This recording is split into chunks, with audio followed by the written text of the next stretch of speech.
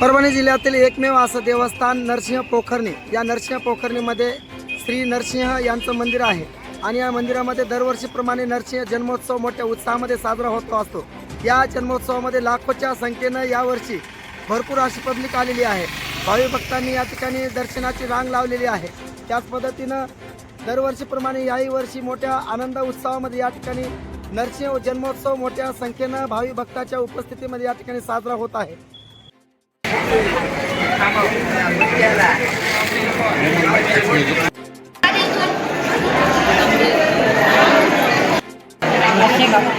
आशे तुम्ही कुठून आलात? तुम्ही कुठून आलात? ओके. साकोना या ठिकाणाहून दरवर्षी नरसिंह जयंतीनिमित्त आम्ही 70-80 किलोमीटरहून दरवर्षी इथं येतो. भगवंताचरणी एवढंच आम्ही मागणी करतो की हवामान खात्याने पुढच्या वर्षी पाऊस जरी कमी सांगितलेला असला तरी भगवंताच्या नरसिंहाच्या आशीर्वादाने सर्व काही ठीक होईल आणि सर्व जनतेला पाणी मिळेल अशी मी आशा करतो.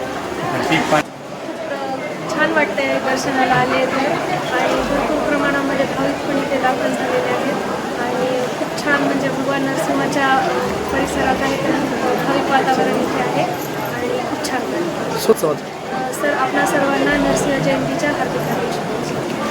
समाधान अजून समाधानाची शिवाय देवापाशी काय मागणार?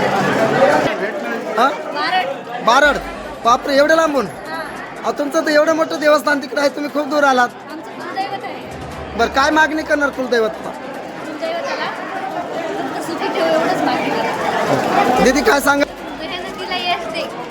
बरं बरं, कितवीला आहे तुम्ही? आता 11th नीटची तयारी, डॉक्टरची तयारी करायची. बरं बरं, ओके. सर्वप्रथम नरसिंह जयंतीच्या सर्वांना खूप खूप शुभेच्छा. नरसिंह जयंतीनिमित्त सन 2026 पोखर्णी फाटा येथे 8-10 वर्षापासून फराळ वाटपाचा कार्यक्रम सर्व व्यापारी मित्रमंडळ, ऑटोवाले सर्व मिळून मिसळून पार पडतात. पोखर्णी जन्मोत्सव म्हणजे नरसिंह जन्मोत्सव म्हणजे हा खूप मोठा सोहळा आहे. पंचक्रोशीतील 5 गावासाठी हा एक दिवाळीसारखा सण म्हणून साजरा केला जातो. प्रत्येकाच्या घरी लेकी बाळी हे ते सगळे येतात आणि नरसिंह जन्मोत्सव सोहळा हा खूप मोठ्या पद्धतीने साजरा करतात. नरसिंह